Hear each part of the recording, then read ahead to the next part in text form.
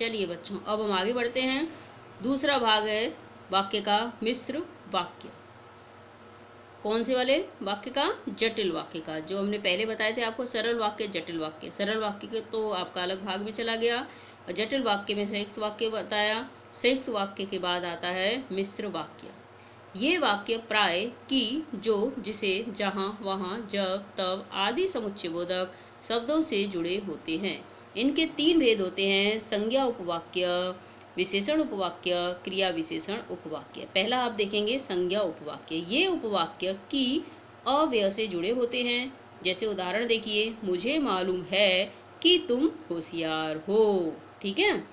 दूसरा देखिए विशेषण उपवाक्य। ये वे उपवाक्य हैं जो संज्ञा पद की विशेषता बताते हैं। कैसे? संज्ञा पद की विशेषता वैसे ही बताते हैं जैसे कोई विशेषण पद या विशेषण पदबंध बताता है।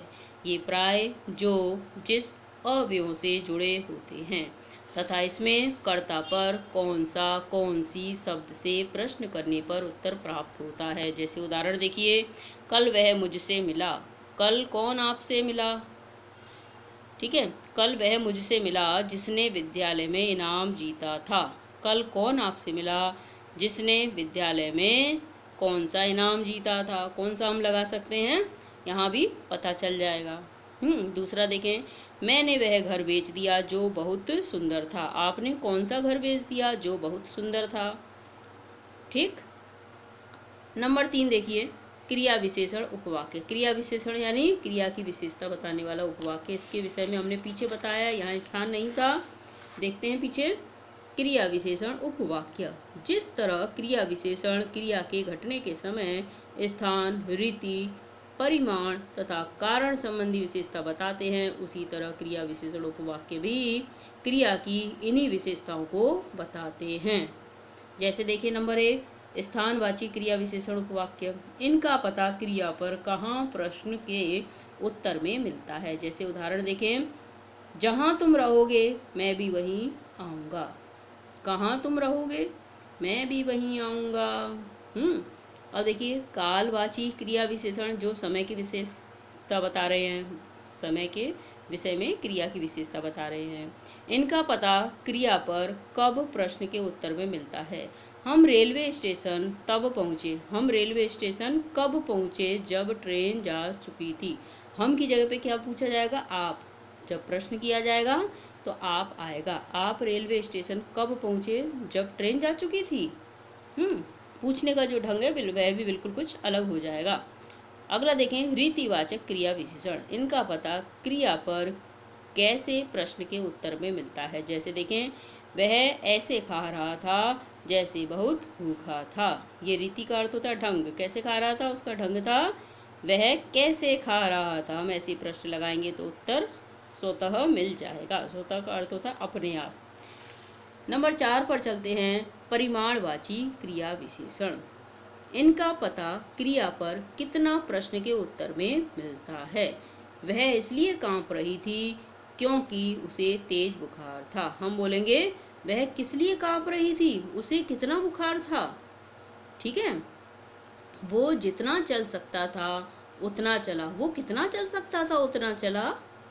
इस तरह से हम प्रश्न करके उत्तर को प्राप्त कर सकते हैं कि परिमाणवाची क्रिया विशेषण है। अगले पर चलते हैं, कारणवाची क्रिया विशेषण उपवाक्य। इन उपवाक्यों तथा वाक्य के प्रधान उपवाक्य के बीच कार्य कारण भाव का संबंध होता है। प्रधान उपवाक्य किसी कार्य को तथा आश्रित उपवाक्य उसके कारण को व्यक्त करता है। इसको ध्यान से देखें। एकलव्य स्टेडियम पास ही है। ये क्या है? कार्य। अतः मैं वहाँ खेलने चला गया। ये आपका कारण है कि वह वहाँ पर खेलने क्यों गया, क्योंकि एकलव्य स्टेडियम पास ही है। यह कारण बताता है। वह एकलव्य स्टेडियम पास ही होने के कारण वह वहाँ खेलने के लिए, क्रिया करने के लिए, कार्य करने के लिए चला गया। आगे बढ़ते हैं, समझते रहिए आप वाक्यों को जो हम बता रहे हैं। नंबर 3 है आपका संयुक्त मिश्र वाक्य। संयुक्त मिश्र वाक्य में एक प्रधान उपवाक्य, दूसरा आश्रित तथा तीसरा समुच्चयबोधक अव्यय से जुड़ा स्वतंत्र उपवाक्य होता है। पहला देखिए प्रधान उपवाक्य, पूरा एक साथ बताते हैं पहले आपको। मैं विद्यालय जा रहा था, मैं विद्यालय जा रहा था, तब वह मिला और मैंने उससे बातें की। यहाँ जो बीच में हमने लिखा है इसके विषय में बताया है, ये क्या है। मैं विद्यालय जा रहा था, ये आपका प्रधान उपवाक्य है, मुख्य बात है। आश्रित उपवाक्य ये उस पर निर्भर है। देखिए यहाँ पर तब लगा है, जब तब किसमें लगता है, आश्रित उपवाक्य जिसमें होता है, यानी कि मिश्र वाक्य का जो भाग होता है। तब वह मिला, ये आपका आश्रित उपवाक्य है। यहाँ और लगा है, और किसमें लगता है, संयुक्त वाक्य में। संयुक्त वाक्य क्या होते हैं, स्वतंत्र होते हैं, स्वतंत्र उपवाक्य होते हैं। और मैंने उससे बातें की, ये आपका स्वतंत्र उपवाक्य है, मैंने उससे बातें की। आगे बढ़ते हैं, संयुक्त वाक्य तथा मिश्र वाक्य में अंतर।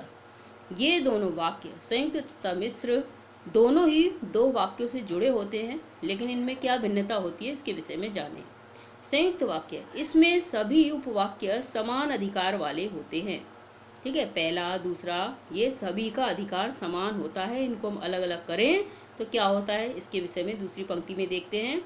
इनके उपवाक्यों को वाक्य से बाहर निकालकर यानी अलग करने पर स्वतंत्र वाक्यों की तरह बोला या लिखा जा सकता है।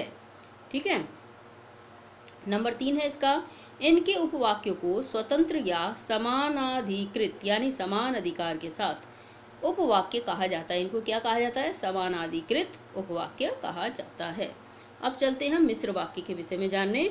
इसमें एक प्रधान तथा शेष आश्रित उपवाक्य होते हैं। एक तो प्रधान होता है, बाकी के क्या होते हैं, आश्रित यानी कि प्रधान पर निर्भर उपवाक्य होते हैं। इनके प्रधान उपवाक्य को अलग से स्वतंत्र रूप में बोल सकते हैं, किंतु आश्रित उपवाक्यों को नहीं। आश्रित उपवाक्यों को ऐसा हम नहीं कर सकते, आश्रित उपवाक्यों का नहीं, यानी कि उनका जो है अलग तरह से लिखना नहीं हो सकता है। तीसरा देखिए, आश्रित उपवाक्य वाक्य के प्रधान उपवाक्य पर आश्रित होते हैं। जो प्रधान उपवाक्य है उस पर आश्रित उपवाक्य निर्भर होता है, उसको हम अकेले यूं ही नहीं लिख सकते हैं। यहाँ तक मैंने आपको अच्छी तरह से पढ़ा दिया है, आप इसको पढ़ें और समझें। कल हम बताएंगे कि किस वाक्य को दूसरे में बदलने के लिए क्या तब्दीली करनी पड़ती है, क्या चीज़ लगाई जाती है। वैसे आज हम बता चुके हैं, कल और विस्तार से बताया जाएगा।